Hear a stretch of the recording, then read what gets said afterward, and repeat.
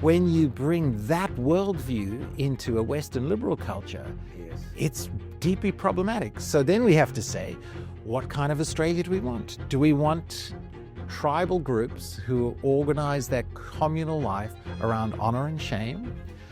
Or do we want Western liberal individualism? I'm Rob Forsyth, and this is Liberalism in Question. One in a series of podcasts from us here at the Centre for Independent Studies, looking at issues around classical liberalism, its strengths, weaknesses, challenges, its applications, its limits. I'm joined today by Mark Leach. Mark grew up in southern Africa, the son of a Jewish mother and a father, he tells me, smuggled diamonds and was a mercenary. He came to Australia, became an Anglican clergyman, working both in Melbourne and in Sydney, as well as consulting corporately. Just of late, however, he's changed his job. He's now the CEO of an organisation that emerged after October the 7th, called Never Again Is Now, an organisation established to combat anti-Semitism in Australia. Mark, welcome to Liberalism in Question. Thank you, Rob. It's great to be with you. Well, what's the link between fighting anti-Semitism and liberalism, do you think? Well, our theory of change, what we're trying to do is say the way to fight anti-Semitism, the way to protect the Jewish community in Australia is to renew our commitment to Western civilization, to the core values and traditions and institutions that have made Australia and its culture one of the greatest countries and civilizations on the planet. And so a lot of what has shaped Australia are those classic liberal values, and they're under threat. And you can trace the upsurge in division, in hatred and anti-Semitism to an erosion of our confidence in that civilization. So you see anti-Semitism not as something to be dealt with simply by passing laws against hate speech and stuff like that, but a serious civic and cultural issue for us, all of us. Yeah, exactly right. So I see anti-Semitism as an Australian problem in the first instance, at a deep fundamental cultural level, and only secondarily as a Jewish problem. And so the way I'm trying to address it is not by dealing with the fruit or the symptoms, as it were, of the problem, which are real. So we want to make sure no violence happens, and we want to make sure that we have appropriate legislation to address hate and calls for sedition and so forth in this country. But in the end, the long-term challenge that we all face is what kind of country do we want to be in 20, 30, 40 years' time? How do we push back the hatred that has emerged towards Western civilization, the cultural Marxism, the despair amongst our young people, and then the rampant anti-Semitism on the left in certain circles of Islam, certain circles of the church, and now emerging on the woke right. Couldn't one push back immediately and say, surely Western civilization had a deep strain of anti-Semitism? Oh, my word. Deeply in it. So how can it be the solution? That's a great question. In fact, I would say, the peak of Western civilization, some might argue, would be Vienna in 1932, right? Or the great psychoanalysts, the music, the art, the culture. It's Vienna in 1932. It's also the place, obviously, where Hitler got his leg up and got started. So that is something you have to grapple with. And I think the particular contribution the Jewish community, and I'm trying to make in this debate, is to say, because there are a number of organizations trying to renew Western civilization talking about this, unless you grapple with the anti-Semitic strand within Western civilization and understand this cultural project in the light of the Shoah, in the light of the Holocaust, you can't really make sense of it. The short answer I would give is that anti-Semitism is a universal phenomena that is planted in the heart of every human being and has been since the beginning of time. And it is manifest and expressed in different ways, in different cultures. And what we have to do is discern whether in a particular culture or worldview that anti-Semitism occurs as a feature or a bug. You think it's a feature or a bug of Western civilization?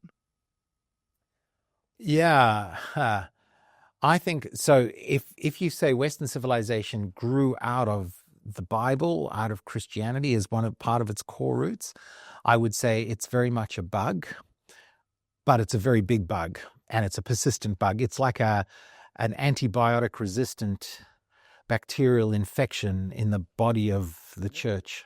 That's a very big claim you just made. It is.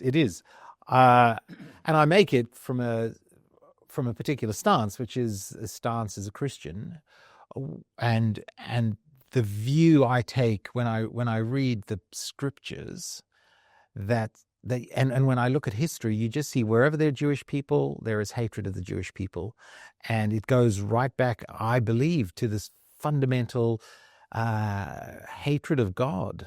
If the Jewish people are God's chosen people, and the apple of God's eye, in the context of the biblical cosmology, there is a cosmic rebellion against God and a desire to hurt God. And the way you hurt a parent most is by attacking their kids. So I think that's what's going on. It's a theological issue in your mind.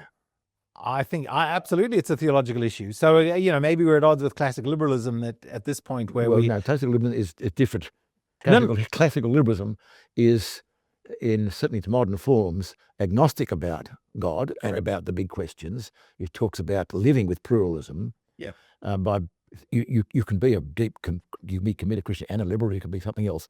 But liberalism itself has bracketed those questions in order to enable us to live together after a period of time when there was almost too much dogma and belief and coupled with other things in the great wars of the 17th century in particular. I understand. And at one level, one of the geniuses of our civilization is the way we've mostly worked out that we don't kill each other over religion. The downside of that is that we are always inevitably religious beings. I understand that, but one of the reasons, I'll put a question, am I right? One of the reasons for anti-Semitism in a Christian culture context historically was that they were the only group who were a recalcitrant minority. You were either Christian, then there's those Jews. Just like in the Roman world, you were either a normal Roman person, then there's these weirdo Judeans. In other words, wherever you have a culture where there's a dominant ideology, the minority is going to find itself oppressed. And historically, that has meant in Europe, and I think also in the Islamic world, we'll come back in a minute, the Jews. Yeah, I mean, it's certainly true that the Jewish community are the most oppressed minority in the history of humanity that have continued to survive. But that's because of the lack of multiculturalism. No, I don't think so. I think the Roman Empire was pluralistic, highly pluralistic. Yes, but also that's true, and it was pluralistic in many ways. But what's the word? Intolerant, very much so in other ways. That is, you can believe all your gods, but you've got to fit in with the culture. If you're not going to worship the local or the customary gods, then you're in trouble. And the Jews the Judeans, as I call them, had a carve out that they're allowed to be different, but just because they were there. So even in the Roman Empire, there was a dominant culture. That's why when Christians broke away from the scene of different Jews, they found themselves persecuted as well. So it's cultures that have a dominant lack of tolerance that produces, I'm proposing produces many forms of hatred and racism, of which anti-Semitism is one of the most virulent. I think I don't disagree with you entirely. There are two ways in which we can try and organize ourselves to live with each other. One of which is to live in tribes, which then incessantly fight with each other. Eventually, the tribes roll up into an agglomeration. Eventually someone becomes powerful, and eventually one of the ways you bring peace is through empire. So the Pax Romana, the deal was within Rome, you could be whatever you wanted, but as long as you didn't rebel against the empire. And of course the big problem the Christians had, or the followers of Jesus, was they claimed Jesus to be a rival. And the Jews had, because they would not pray to the emperor, had to pray only for him. So they were, well, correct. They're both these. But so I think we're probably in agreement there. I think anti-Semitism is a form of hatred and racism unlike any other. I just believe that from the Bible. and if you don't take the Bible as a source document, that's fine. If this is your argument about hating God, hating his people. It's the argument about hating God, hating his people. What about... It goes back to Egypt. So there's documentation in Egypt where the story of the Israelite flight from Egypt is retold in a propagandistic way to blame the Jews as attempting to overthrow the empire of Egypt. So even in Egypt, before the whole thing has got going, the Jews are being blamed as insurgent threat to the rulers of Egypt.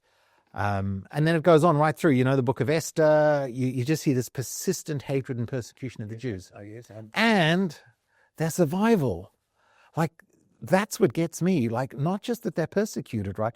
But they survive. So I always say to people, if you want a strong argument for the existence of evil at a metaphysical level, it's the persecution of Jews. It's anti-Semitism. If you want what in my view is a strong argument for the existence of a good God, it's the survival of the Jewish people, in spite of it all. I won't go down that any further, but I want to stay with your proposal. You're saying that anti-Semitism in Australia in particular has grown because of a failure to hold the values of what you call Western civilization.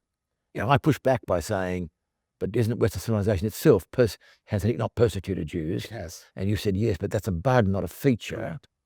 Tell me how going back to, firstly, what are the values of Western civilization we should go back to? They'll ask you, how will that help? A core value of Western civilization is that we're to treat everybody as an individual with unique value by virtue of being an individual, and we do not treat people on the basis of race or ethnicity or group identity. And so that's a key liberal value, right? It's key liberal value. And that absolutely, and we are losing that. We are losing that as we drift back into tribalism effectively. And that tribalism has been introduced to us through the kind of neo-Marxist framing of all of reality into the categories of oppressor and oppressed, and that history moves forward through an endless cycle of revolution. And that is permeated. They've captured our institutions, as Antonio Gramsci set out.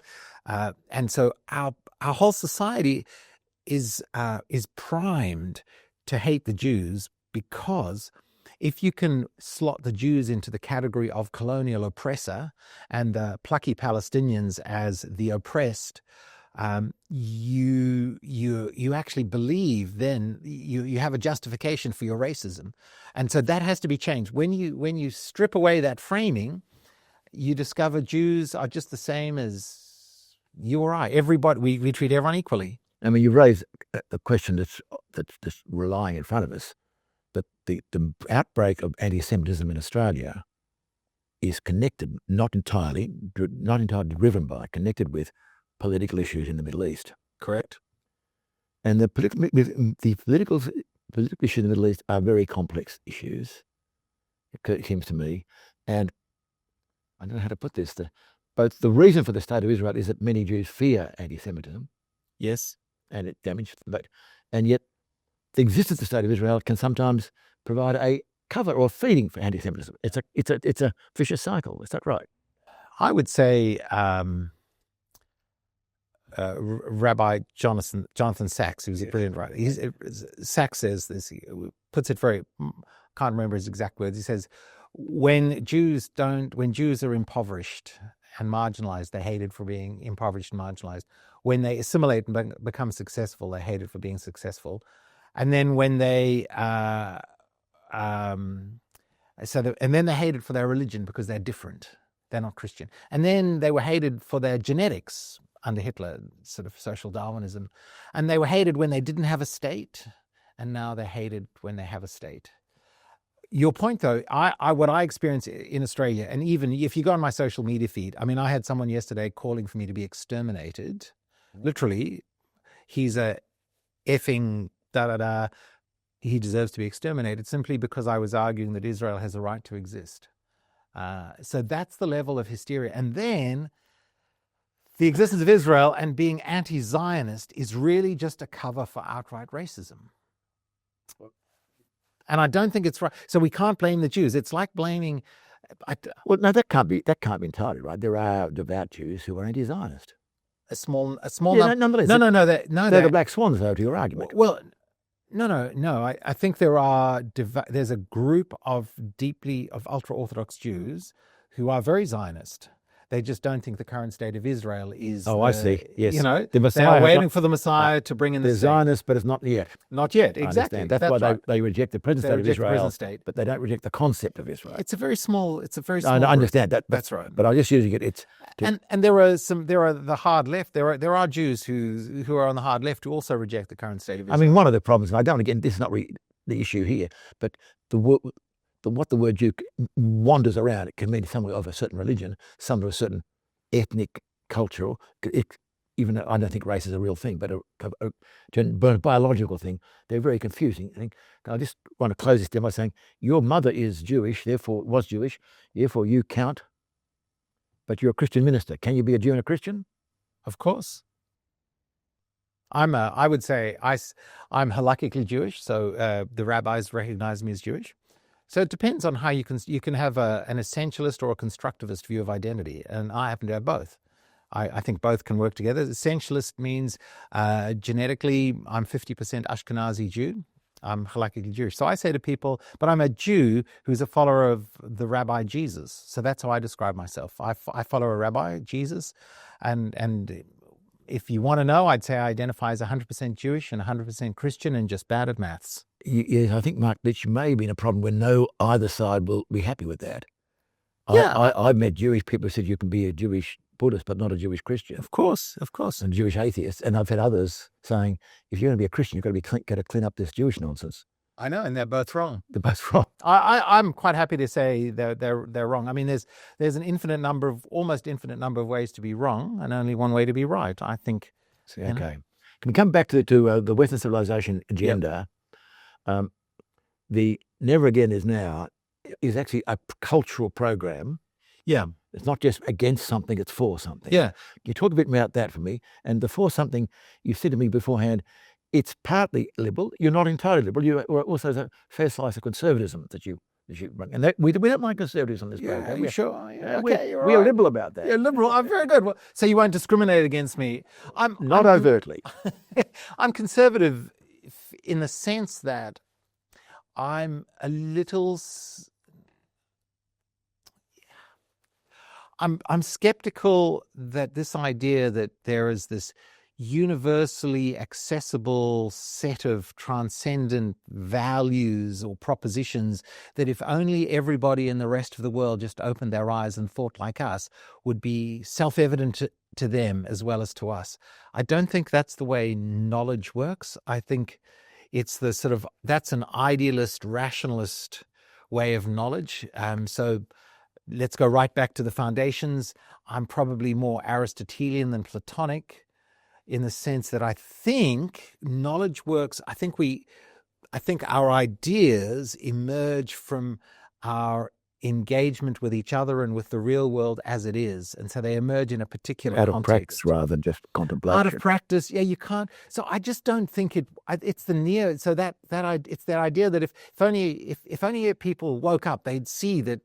I agree. Western liberalism is the way to go. And there's been a strand of liberalism history where it thought of itself as the rational, obvious truth, in fact, right down to the opening words of the American Declaration of Independence. Yeah. We hold these truths to be self-evident. Correct. They may be true, but they're not self-evident, I don't think. And that aspect, I think, increasingly on this program, I find that people more often lean to say, as valuable as the liberalism may be, it arose out of a certain historical, cultural context. It's not just the obvious truth. It's more contingent than that, and that's what you're saying. I think I'm saying when we engage honestly with the world as it is given to us, I'm a critical realist. So you live in the world, right? Reality is what you run into when you're wrong. So you've got to make your life work in its embodied state in the world. And I think we're going to end, when you do that honestly, you're going to end up with broadly a common way of organizing your life. But there are lots of cultures that then organize their lives in ways that are actually quite dysfunctional and don't promote flourishing the way that it should. So, I mean, my view as a conservative-ish, is that when you go back to the history of Israel, and this is where I think the Jewish community and the Torah brings us enormous blessing. You look at the political arrangement of Israel in, say, for example, the book of Deuteronomy, and even if you don't take the Hebrew scriptures as a religious text, just take it as a political text. You go, this description of how to organize your life that grew up in this context of an empire, of a minority group, with a king with limited powers. I think that gives us a way to think about how we should progress here in Australia, which is to say, let's think honestly, long and hard about our traditions that go back to England, about the institutions that have shaped us, about the limited form of government we want, and then how do we organize ourselves so that we don't kill each other over religion, but we have a deep sense of unity that is not just pragmatic, but that actually there's a spiritual unity. Well, this is the great struggle, isn't it, right? Because my colleague Peter Curtis has written a paper just recently called The Ties That Bind. And his argument is that basically there is an irreducible pluralism of values, which I think Isaiah Berlin said, where you may not like it, but we're stuck with it. We cannot agree on fundamentals. So we need to get on by having a civic unity, agreement, not about values, but about how to get on with each other in terms of following various processes and rules. In other words, the pluralism is irreducible, and liberalism is here to solve that problem by reducing the temperature, but don't try and get anything more than that. Now, that's his argument. Now, I don't think that's your argument. Well, my problem with that argument is that it is making a claim for absolute truth and a transcendent value that unites us, which is that we shouldn't kill each other, we should all get along, and we shouldn't try and impose our views, religious or political, on others. Why is that a problem to you? Well, because it's claiming that we need to avoid those. We just have it's consistent. You're saying it's fundamentally inconsistent. It's inconsistent. That's your argument. It's self-contradictory. You can never get away from the fact that we all have commitments. We all and I don't believe, and none of us believe in the equality of cultures or ideas, because if you really believe that my ideas you believe your ideas because you think they're best. If you didn't think they're best, you'd believe other ideas. So we're all in this dilemma. Like we're not dilemma. It's just the way of life. Like you've constructed a way of making your life work in the world as it's given to you, given your history. And I've done that with me, and we're doing that as a society. And we have to think our way of doing things is best. But this is the argument. I mean, firstly, go back. You are correct. It's impossible to be pluralist all the way down. Yes. I take that point exactly, and therefore there has got to be a recognition that while liberalism may make the claim, we don't do the big issues, they're up to you.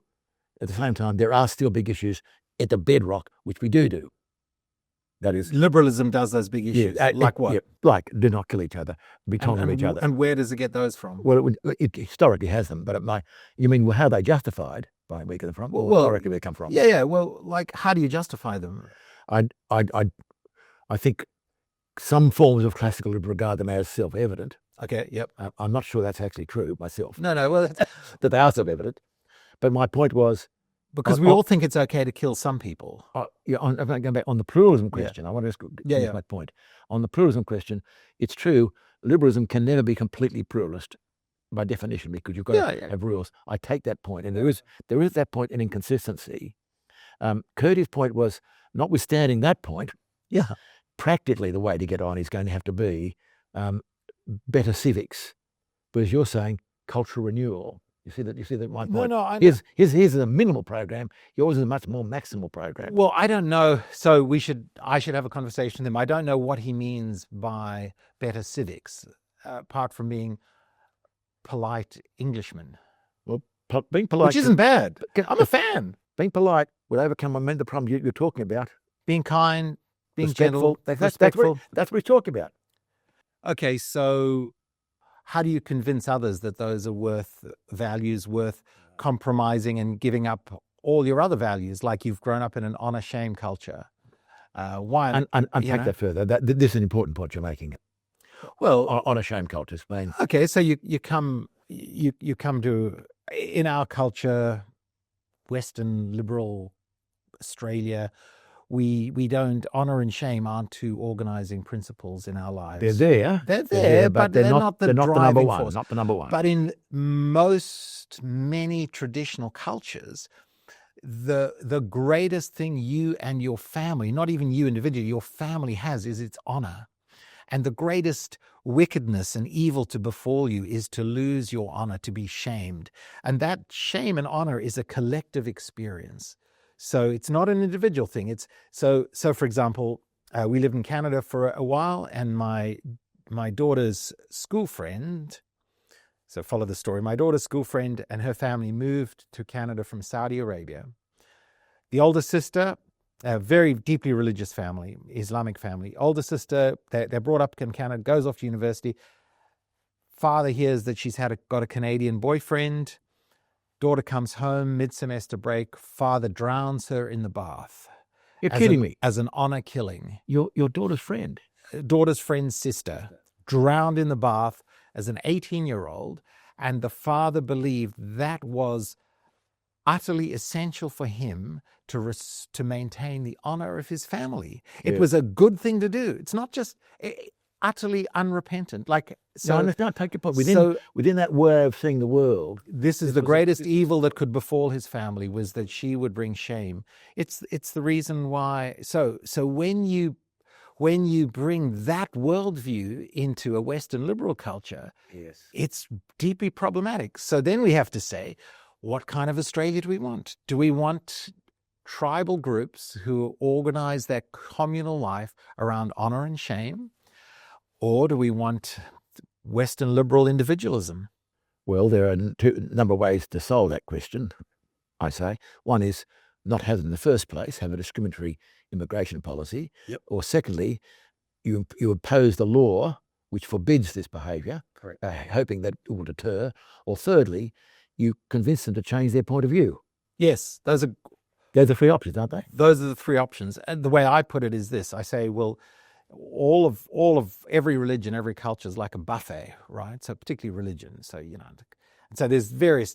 If you've been on a buffet, there's various plates, dinners, meals on the buffet, and and Christianity is like that. So you can have, no sex outside of marriage, go to church, give your money away, serve the poor, all kinds of deals. And the role of most clergymen is to try and say to people, you got to eat everything on the buffet. It's all good. Most good Christian people go, yeah, I'll pick and choose. I'll have the bits off the buffet that I like. We all do that. Islam is the same. Islam has a whole range of things on the buffet. Included on the buffet are good things like honor your parents, family values, zakat, give to the poor, say your prayers. They're all good disciplines. Also on the buffet are things like child marriage, honor killings, hatred of the Jews, jihad. So I would say, to your point, what we have to do is say, when people come to Australia, we need a common discussion to say, whatever you're used to eating, when you come to Australia, these things are no longer things are not on the table. They're haram. And they're haram. Yeah, they're haram. And people say to me then, but Mark, that's racist. And I go, no, we already do it. To your point, if you come to Australia and you try and marry a 9-year-old girl, you will go to jail. I don't think people would regard forbidding child marriage as racist. No. They do.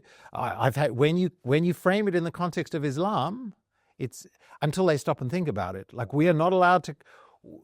It's very hard to criticize cultures that have been positioned as the oppressed. Yes, and the same thing occurs in Australia about traditional Aboriginal culture, which are romanticised by many people, and people like Jacinta Nabiuti-Price, who knows a lot more firsthand, says, "Look, there's good stuff here, but there's also some pretty bad stuff, and don't think it's all good."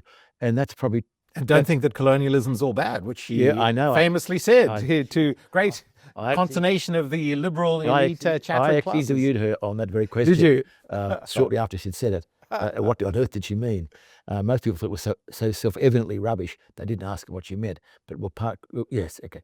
So your point is, this is very important, that human cultures, stroke religions, have a range of views, of options. I like your buffet metaphor. Some are beneficial, yes, but some are malign, malignant. And coming to Australia, we need to exercise, in some sense, a clarity about what is no longer a bit forbidden in this country. Yes, and it's because we believe the way we organize ourselves here is the best way to organize human life for human flourishing in our context. We need to be confident in that and say, well, but are we? What? Isn't there a self-doubt? I think there's lots of self-doubt. So are you saying we need to think that, even if we don't at the moment? We need to recapture our confidence in this and say, this project we're on here in Australia, and Western liberalism, conservatism, English heritage and history, the Anglo-American tradition, call it what you like, and it's nuanced and raw deliberately. I think this is the best way we as a species have figured out how to organize ourselves. I'll let that go through. You didn't use the word multicultural in that praise, in that limit. Australia prides itself on being a multicultural country. Should we? We're a country of migrants. Apart from the indigenous people, you're a migrant. I'm certainly a migrant. I came here when I was 20. I think that's. I don't think so. A few things to say. I don't think diversity in and of itself is a strength. I think you need a certain level of homogeneity within or a buy-in. When migrants come to this country, they need to buy into the core traditions, institutions, and values that have got us to where we are, and then build on and develop those, but don't come in to try and overthrow them and overturn them. I think multiculturalism, it may be a somewhat ambiguous concept because, as I understand it, it was meant to say, before multiculturalism, you come to Australia, you become like those already here. Yeah. Right, what would they call it? Assimilation? Would that be the You've got to assimilate. Yeah. Multiculturalism is an effort to say you can keep a lot that you brought with you and contribute that to us. Yeah. We have if taken literally, it means you change nothing. Yeah. And I don't think that really is what was intended, although sometimes you wonder whether some of the language of diversity is our strength, et cetera, is pretending to say that, even though deep down we know they don't mean it. Your point about child marriage is a clear example. That's a cultural phenomenon. It was not allowed in this country. Multiculturalism is always relative to other values. Yeah, I think that's right. I think there has to be a conversation about what is the core that you're buying and you're buying into. And we have to be very confident about that and it's really setting a boundary, right? And boundaries, as we all know, in parenting, in marriage, in all kinds of areas, boundaries are always attacked, but they're incredibly important because boundaries, they keep the good inside and the bad outside. And part of your project is I understand it, to give us more confidence in the centre and the boundaries. Yeah. As I understand it, right? Well, so let's go to the multicultural, multi-ethnic thing, like the role of the Jewish community in Australia, right? So the Jewish community have, in many parts, have kept a distinct religious identity, though many of them have assimilated very successfully. But even the religious Jews have made an extraordinary contribution because they share the same fundamental worldview that unites us, because they're reading off the same book. Yes, the Christians got it from them, actually. Well, I mean, Christianity is Jewish. Without it, like the New Testament, the Christian scriptures are really just an unpacking of the scriptures. I don't think there's any book in the Bible not written by someone who we would now call Jewish. Correct. It's anachronistic talking about that later on, but that's the point. So your point is, you want to say to a Jewish person who came here after the Second World War. So I'm friends with a lot of these people. I say, well, you don't lose your Hungarian Jewish background, but you roll up your sleeves and you embrace wholeheartedly this. But we want to say that here. To the Sikhs. We want to say that to Chinese. Say that to the Sikhs Buddhists, and the Chinese and the Hindus and the Muslims, anyone. Right. Yeah. The question is to what extent they are able to do that. Because assimilating, because I don't think that's quite the right word. I think the better word is to integrate together, to integrating. A better assimilation implies you lose all, you just become like us. That's not what it meant. But I'll tell you my story, right? So I came here when I was 20. I reckon, and then we were here for 15, nearly 20 years. Then we went to Canada for 5 years. It was only when we went to Canada that the full sense of being Australian really struck me. I suddenly went, I'm actually really happy to not regard myself as South African anymore. I'm deeply Australian. So I came back to Australia 10 years ago, a passionate, patriotic Australian. And I feel that sense. What was about Canada that made you want to be an Australian? The weather. No, I think it was being away. I realized. So my point is, it takes a long time. And I came from a culture that was very closely aligned. Well, relatively closely. Southern African is relatively Despite all the issues of the Boer War and so forth, where they'd be the war between the English, and the but as an English-speaking white African, particularly in Rhodesia where I grew up, it was very English. So and it still, I would say, took me 20 years to have a deep sense of Australianness. You lived in a country which was not liberal, Rhodesia. I think that's a fair characterization. There's a rabbit hole I'm not going to go down here. No, you're exactly right. But I'm aware that... it was tribal. Yes, it was tribal. That's right. I've grown up in tribal Africa. And in fact, interesting, Francis Fukuyama draws attention to, in his books, massive books on political development, that the great shift was from family and tribe as the main source of identity to the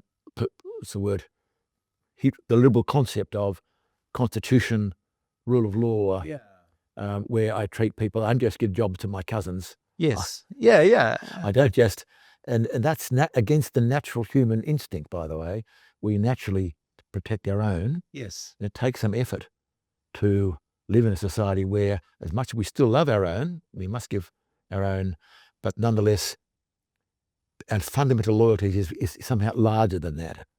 Do you know what? That's overcoming tribalism. Yeah, I think... I think you overcome tribalism when you have a sense that what happens to somebody else, I experience is also happening to me. That's when I build trust and I can actually extend beyond the clan or the tribe, right? So what has happened with the nation state is we've found a way of organizing ourselves that extends the sort of sense that what is happening to you is happening to me to a country.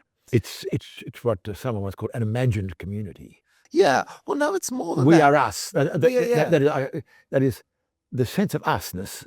Is extended to strangers. Yeah, correct. That's what you're talking about. And the bonds of mutual loyalty and commitment extend to strangers. It's a genius thing. It comes, it's the weaving together of the 12 tribes in the state of Israel and so on. And it's vital. So it's in Australia when something happens to Australia, I feel it is happening to me, which is different to like a global empire. Like when something happens to, when you talk to someone in England, no, they've left now, but the EU project, when something happens to the EU.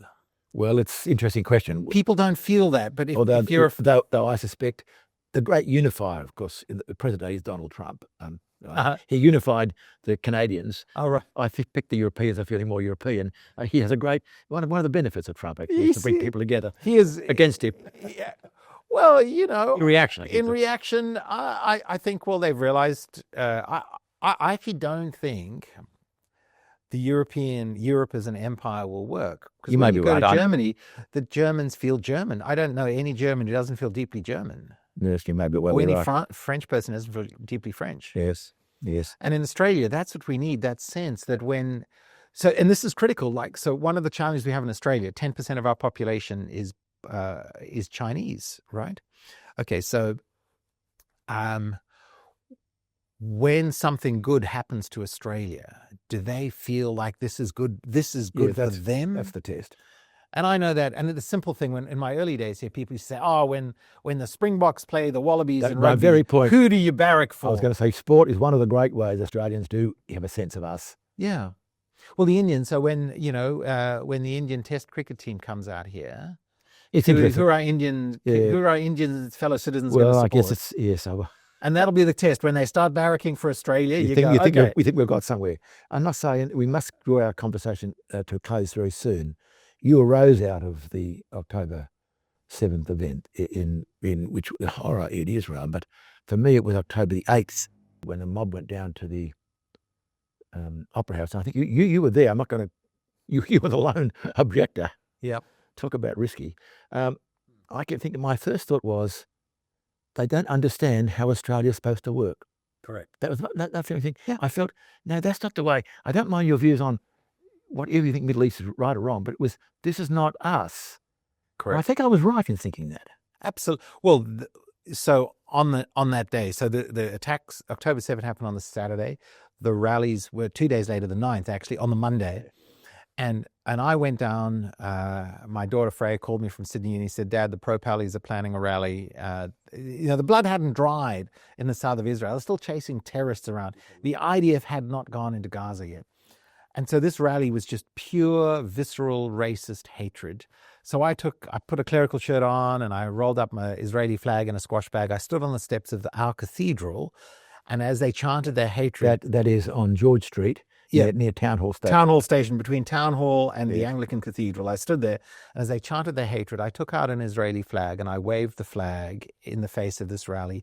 And I did it not just to show solidarity with Israel, though that was certainly true, but I did it because I wanted to say, this is not Australia. When a country has been massacred and attacked in this terrible way, you don't saddle up and pile on them and call for their destruction. Like, we don't want pogroms. I felt like, from my journal, I thought, this is how pogroms start, and this is not us as Australia. And we have to push back that hatred and say, we do not treat each other that way. So believe what you want about Islam, believe what you want about Judaism, believe what you want about Christianity, believe what you want about Israel, about Palestine. But here in Australia, we don't kill each other and we don't hate each other over these things. And we don't call for the killing of each other. And